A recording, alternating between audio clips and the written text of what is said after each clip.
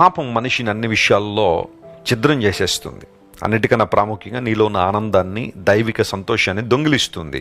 కానీ ఎప్పుడైతే నువ్వు మరలా ప్రభు దగ్గరికి వచ్చి నీ పాప జీవితం ఒప్పుకొని ప్రక్షాళన చేయబడి ప్రాయశ్చిత్తం పొంది క్రీస్తు ప్రభుని హృదయంలో చేర్చుకుంటావో, దేవుని వాక్యం సెలవిస్తున్న మాట ఏంటో తెలుసా? నీలో ఉన్న దుఃఖాన్ని, నిట్టూర్పును దేవుడు తొలగిస్తాడు. ఆయన నిన్ను సంతోషభరితునిగా చేస్తాడు. యెహోవా విమోచించిన వారు సంగీతనాదముతో సీయోనుకు తిరిగి వస్తారు. ఐగుప్తులో నువ్వు బ్రతికినంతకాలం నువ్వు సంగీతనాదం చేయలేవు. ఐగుప్తులో నువ్వు జీవించినంతకాలం సంతోషించలేవు. లేదా బబులోను నదుల దగ్గర నువ్వు ఉన్నంతకాలం ప్రభువులో ఆనందించలేవు, స్తుతించలేవు. కానీ ఎప్పుడైతే నువ్వు మరలా సీయోనుకు తిరిగి వస్తావో సంగీత నాదముతో నీ జీవితం నింపబడుతుంది.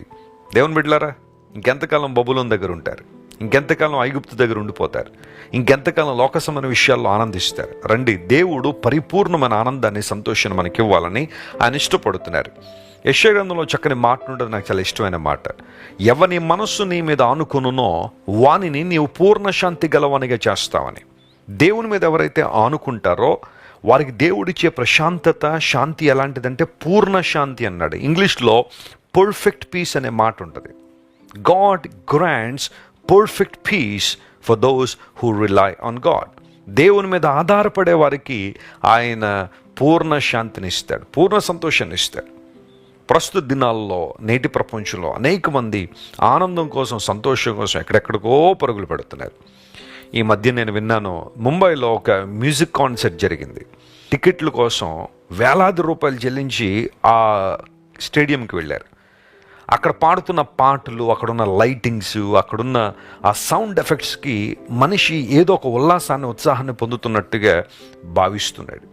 ప్రపంచంలో ఇలాంటి పనులు ఎన్నో జరుగుతున్నాయి. లోక సంబంధ కార్యాల్లో మనిషి తనమునకలై ఆనందాన్ని, సంతోషాన్ని పొందాలనుకున్నాడు. కానీ అది ఎంతకాలం ఉంటుంది? కొంతకాలం ఉండి గతించిపోయేదే. శాశ్వతమైన ఆనందం కాదు. వీటి యందు నాకు సంతోషం లేదు అని చెప్పే రోజులు వస్తాయట. ఈరోజు ఏదైతే నీకు ఆనందాన్ని ఇస్తుందో, ఏదైతే సంతోషాన్ని ఇస్తుందో, బహుశా ఒకనాడు అవి నీకు ఇవ్వకపోవచ్చు. అయితే బైబిల్ సెలవిస్తూ ఉంది, దేవుని మీద నువ్వు ఆనుకోగలిగితే, నువ్వు సీయోనుకు తిరిగి రాగలిగితే, దేవుని విమోచన ప్రణాళికలో నువ్వు పాలిభాగస్తువు అయితే నువ్వు నిత్యము ఆనందిస్తావు. నిత్యానందము వారి తలల మీద ఉంటుందని బైబిల్లో రాయబడి. చాలామంది, ఏమోనండి వెస్లీ గారు, మా జీవితాల్లో దేవుని శాపం ఉందేమోండి మా తలల మీద, మా కుటుంబం మీద దేవుని ఉగ్రత ఉందేమోనండి అని బాధపడే వాళ్ళు కొంతమంది ఉంటారు. దేవుని బిడ్డలారా, ఖచ్చితంగా పాపం మనిషిని శాపంలో నెట్టేసింది, కాదంటలేదు. కానీ యేసుక్రీస్తు ప్రభును అంగీకరించినప్పుడు, యేసుక్రీస్తు ప్రభుతో సమాధానపడినప్పుడు, ఆయన రక్షణ భాగ్యాన్ని స్వీకరించినప్పుడు నీ మీద ప్రతి శాపాన్ని, ప్రతి అపరాధాన్ని దేవుడు కొట్టివేసి